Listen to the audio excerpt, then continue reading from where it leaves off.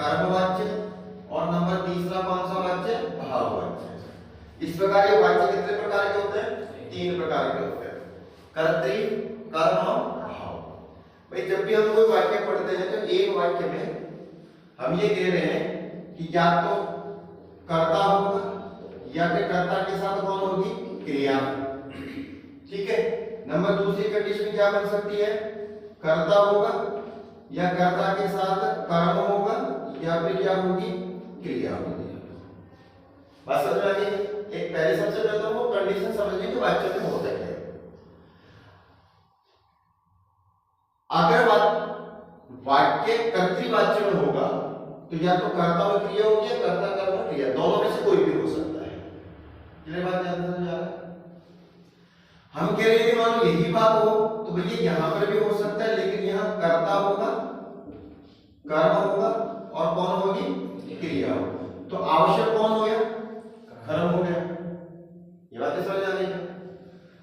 क्योंकि इसमें तो कर्म की आवश्यकता नहीं थी, तो यहाँ तो सिर्फ एक ही प्रकार का वाक्य हो सकता है जिसमें कर्ता कर्म और क्रिया हो। यहाँ क्या होगा? यहाँ कर्म होने की आवश्यकता नहीं है, यानी कि यहाँ पर कर्ता और क्रिया होगी। तो हम कह सकते हैं कि कर्तृवाच्य तो दोनों प्रकार के वाक्य मिल सकते हैं, यानी कि ऐसे कौन सी क्रिया होती है जिसमें कर्म नहीं होता? अकर्मक क्रिया कहते हैं उसको। तो यानी कि कर्तृवाच्य ऐसा वाक्य होता है जिसमें अकर्मक क्रिया भी होती है और सकर्मक क्रियाएं भी हो सकती हैं। लेकिन कर्मवाच्य में कौन सी क्रियाएं होंगी? सिर्फ और सिर्फ सकर्मक क्रियाएं होंगी, फिर कर्म जरूरी हो गया।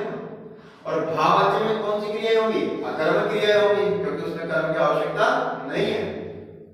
बात जो मैं कह रहा हूं समझ में आ रही है? अब हम ये कह रहे हैं कि जब भी आप कोई कर्तृवाच्य पढ़ते हो तो भाई कर्तृवाच्य में कर्ता और क्रिया, कर्ता कर्म और क्रिया होगी। इसमें ये जो क्रिया है ये क्रिया किसके आधार पर होगी? कर्ता के आधार पर। किसके आधार पर होगी? कर्ता के आधार पर। लेकिन अगर मान लो कर्म वाच्य है तो कर्म वाच्य में ये जो क्रिया है ये किसके आधार पर होगी? कर्म के आधार पर। किसके आधार पर होगी? कर्म के आधार पर, क्योंकि इसका वाच्य बिंदु कौन है? कर्ता। और इस कर्म वाच्य का वाच्य बिंदु कौन है? कर्म। वाच्य बिंदु को तो जिसके आधार पर हम क्रिया कहेंगे। और यहाँ पर ये जो भाव वाच्य है, इस भाव वाच्य में बताइए क्रिया किसके आधार पर होगी? तो हमने कहा ये कर्ता के आधार पर नहीं होगी। क्रिया हमेशा कहाँ रहेगी? प्रथम पुरुष एकवचन में रहेगी। अब बात समझ में आ गई? तो सबसे पहले क्रिया को समझा हम लोगों ने, क्योंकि ये जो प्रकरण है ना ये क्रिया के आधार पर ही है कि क्रिया किसके आधार पर प्रयुक्त हो रही है। क्रिया यदि कर्ता के आधार पर प्रयुक्त हो रही है, इसका मतलब कौन सा वाच्य होगा? वो कर्तृवाच्य।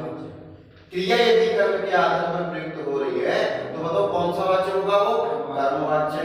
और क्रिया यदि न तो कर्ता के आधार पर न कर्म के आधार पर, कहां किसके आधार पर प्रयुक्त हो रही है? प्रथम पुरुष एकवचन के अनुसार प्रयुक्त हो रही है, तो फिर वहां पर कौन सा वाच्य होगा? भाववाच्य होगा। बात समझ में नहीं आता? अब दूसरी बात आपको क्या समझनी है कि ये जो कर्तृवाच्य होता है